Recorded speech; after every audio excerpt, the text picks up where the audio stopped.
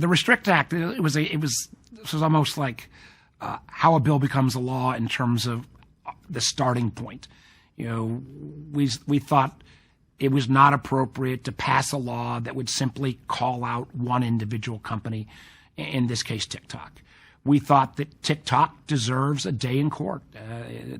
A company, even if I believe it poses a national security risk, we've got a legal process. So we said, let's give the Commerce Department secretary the same powers she already has in other parts of the law on, for example, export controls. Let's give her the powers to look at technology companies that come from adversarial nations. So let's not just talk about TikTok.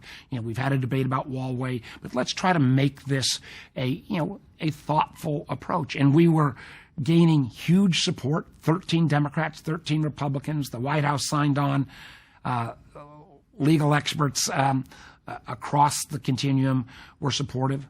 And then candidly, because there's a lot of money here, TikTok, which is owned by ByteDance, they started to spend about $100 million on lobbying efforts. There's not a single publication that people in Washington read each morning, the Axioses and the Politicos and the Playbooks and what have you, that wasn't sponsored by TikTok for some period of time.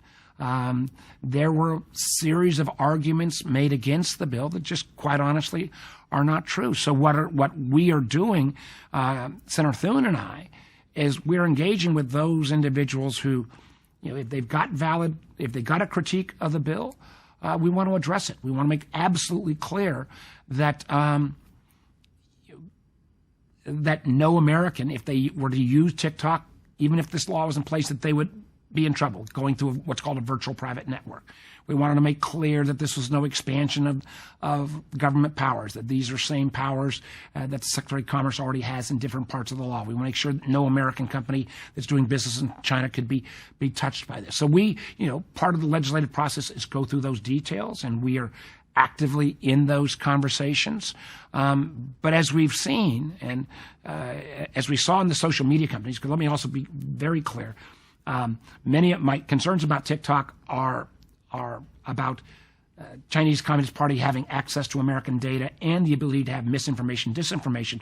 But there are a series of other challenges around TikTok that are the same as they are around Facebook and YouTube and others. I still think we need a privacy law in this country. I think we need to protect our kids, particularly our younger kids, from some of the awfulness that appears on social media. We've not been able to move any legislation at all in this country on anything to deal with social media. So it's going to be a test to see when we've got clear indications of national security issues around TikTok. And I point that out because Canada's banned it, the UK's banned it, the EU has banned it, Australia's banned it, India's banned it for all users. These other countries have banned it in terms of government use. The BBC, a liberal news organization, critics would say, has said to their journalists, get off this, you're being monitored. If we can't move a bill that's reasonable, it would be a statement. And what it would be a statement to me as well is, what does that say about our ability to put at least some guardrails around artificial intelligence? I'm probably spending 20 hours a week in a bipartisan fashion trying to get myself and my colleagues up to speed on both the potential around AI, but also some of the downsides, some of the real challenges. I mean, challenges around misinformation, disinformation, challenges around basic cybersecurity if these large language models get broken into.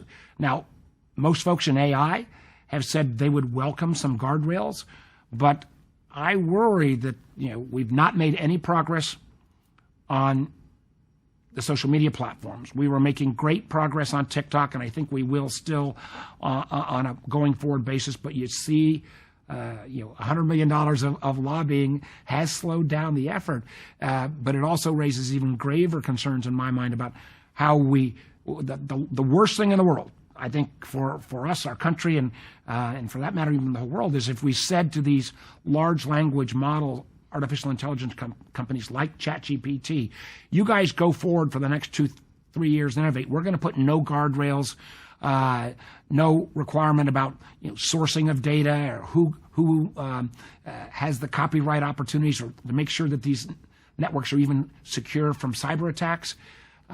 Because as we've seen, as these huge entities gain more power, they become more and more reluctant to any modification of that power or any guardrails. So that's why I think again, on AI at least, we are also racing ahead. On TikTok, we are engaged in, I think, very productive conversations to make clear that some of the critiques just are not valid, and if we have to change some of the language, that's part of the legislative process.